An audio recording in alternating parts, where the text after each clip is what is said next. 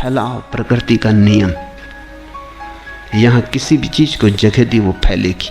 फैलना स्वभाव है। इसलिए तो हिंदू विश्व को ब्रह्म कहते। ब्रह्म यानी जो फैलता चला जाता है, जो जानता ही नहीं कैसे रुके, जो फैलता ही चला जाता है। अनंत जिसका विस्तार है, जिसके फैलाव की कोई सीमा नहीं। यहां छोटी सी चीज पकड़ो, जल्दी ही बड़ी होने लगती है।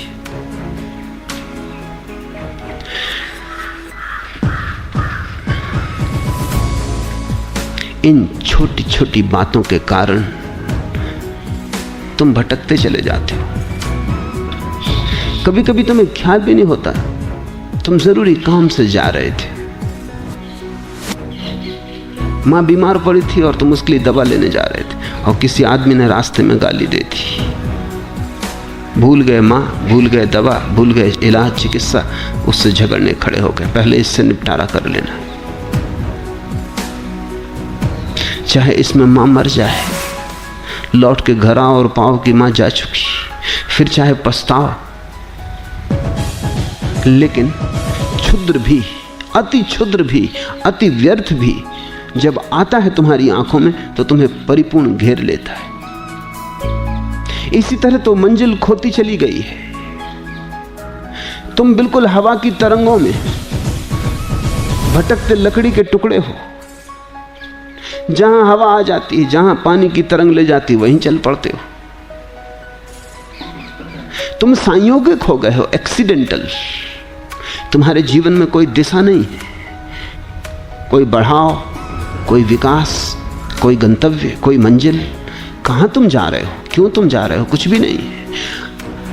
आकस्मिक घटनाएं, दुर्घटनाएं तुम्हारे जीवन की निर्णायक हो गई।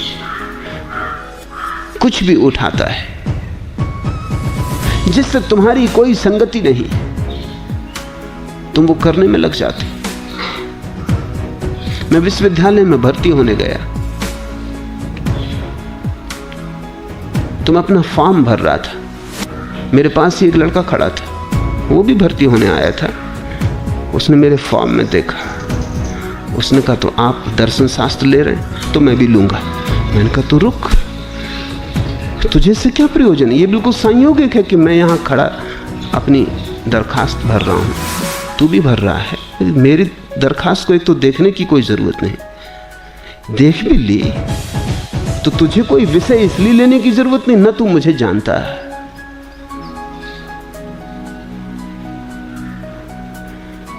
उसने कहा ये भी आप ठीक कहते हैं, मैंने ये सोचा ही नहीं। तुमने कभी जिंदगी में देखा इस तरह रोज हो रहा है। दुकान पे तुम गए थे, कुछ खरीदने गए थे, कुछ खरीद लाए, क्योंकि दुकानदार बड़ा कुशल था, उसने बेच दिया कुछ।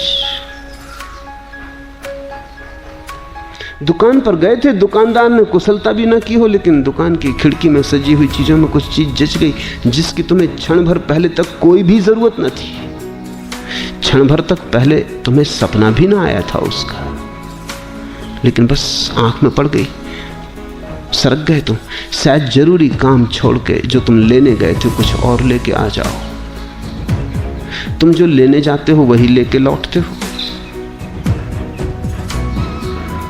पश्चिम में मनोविज्ञान इस पर बड़ी खोज करता है कि लोग क्या खरीदते, और उन्होंने बड़ी तरकीबें खोजी और बड़े हैरानी के निष्कर्ष हाथ लगे। एक उपन्यास बिकता नहीं था, छप गया और बिका नहीं। विशेषज्ञों से सलाह ली गई, उसने कहा इस किताब का नाम बदल दो, नाम ठीक नहीं, नाम खींचता नहीं। नाम बदल दिया, किताब बिकी, ऐसी बिकी, लाखों की प्रतियों में बिकी। साल भर से छपी पड़ी थी, कोई खरीदने वाला न था। किताब वही की वही, सिर्फ नाम बदलने से कुछ भी नहीं बदला है, एक शब्द भीतर नहीं बदला है, सिर्फ कवर खोल बदल गई और किताब बिकने लगी।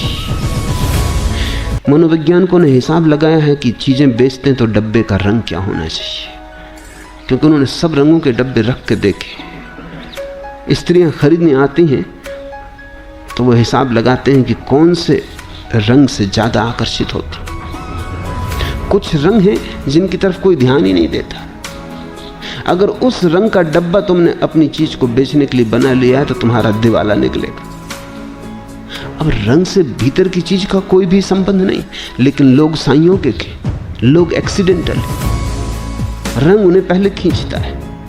डब्बा खाली हो तो भी चलेगा, लेकिन रंग आंख को खींच लेता है।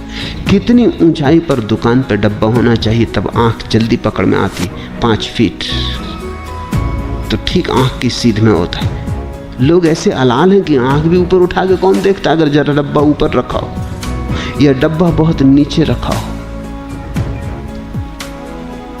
तो अब तो विशेषज्ञ हैं इस संबंध में जो बताते हैं कि तुम जब कोई चीज बना के बाजार में बेचो तो डब्बे का रंग क्या हो, कितने बड़े अक्षरों में नाम हो, कितनी ऊंचाई पर दुकान में रखा जाए, कितनी दूरी पर ग्राहक खड़ा हो, तो काउंटर कितने फासले पे बनाया जाए, बेचने वाला क्या कहे, कैसे शब्दों का उपयोग करे। क्योंकि जरा जरा सी बात, एक भिखमंगा एक घर में भीख मांगने गया, सुंदर है, स्वस्थ है, जवान है। महिला बाहर निकली और उसने कहा कि जवान हो, स्वस्थ, सुंदर हो, कोई काम क्यों नहीं करते? जिंदगी में सफल हो सकते हो, भीख मांगने की जरूरत क्या है? उस आदमी ने कहा अब तुमसे क्या कहें, दुनिया में बहुत स्त्रियां देखी, तुम जैसी सुंदर स्त्री नहीं देखी। फिल्म अभिनेत्रियां हैं लेकिन तुम्हारे मुकाबले कुछ भी नहीं। तुम इस घर में क्या कर रही हो? तुम तो फिल्म अभिनेत्री हो सकती थी। उस स्त्री ने कहा रुक रुक, मैं अभी तेरे लिए भोजन लाती हूं।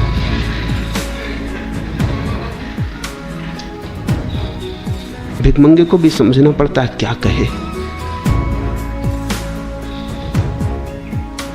किन शब्दों का उपयोग करे, क्योंकि लोग अंधे, लोगों को पता नहीं वो क्या कर रहे हैं, क्यों कर रहे हैं। तुमसे लोग करवा रहे हैं। तुमने सैकड़ों चीजें खरीद ली हैं जो बेचने वालों को बेचनी थी, तुम्हें खरीदनी नहीं थी।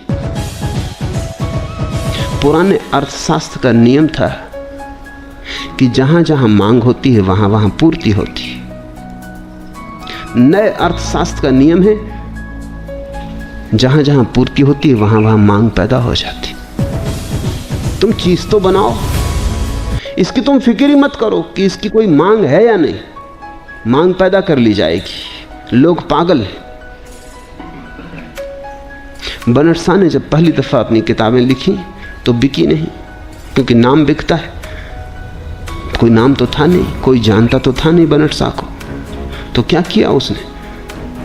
वो खुद ही चक्कर लगा के किताबों की दुकानों पर जाता था पूछने, जहाज बनट शाह की किताब है? दुकानदार पूछता कौन जहाज बनट शाह? अरे तुम्हें जहाज बनट शाह का पता नहीं? क्या खाक किताबों का धंधा करते हो? इस नाम की किताब छपी है। ऐसा वो खुद ही दुकानों पर चक्कर लगाता, पता बता आता, उनको तरकीब से समझा आता। और जब उसने अपने मित्रों को भी कह दिया कि तुम जब निकलो कहीं से, कोई विशेष रूप से जाने की जरूरत नहीं, लेकिन रास्ते में अगर किताब की दुकान पड़ जाए, इतनी कृपा मुझ पर करना, पूछ लेना जहाज बनट शाह की फला फला किताब है। जब दुकानदार, कई ग्राहक आने लगे, रोज आने लगे, भाई है कौन जहाज बनट शाह? दुकानदारों ने पता लगाया, किताबें खरीद के लाए। जहाज बनट शाह ने कहा ऐसे मेरी किताबों का बिकना शुरू हुआ। चीज होनी चाहिए, फिर चीज के आसपास कांटा, कांटे के आसपास आटा होना चाहिए, फिर कोई ना कोई फंस जाएगा। संसार बड़ा मूल है, तुम जरा जागो।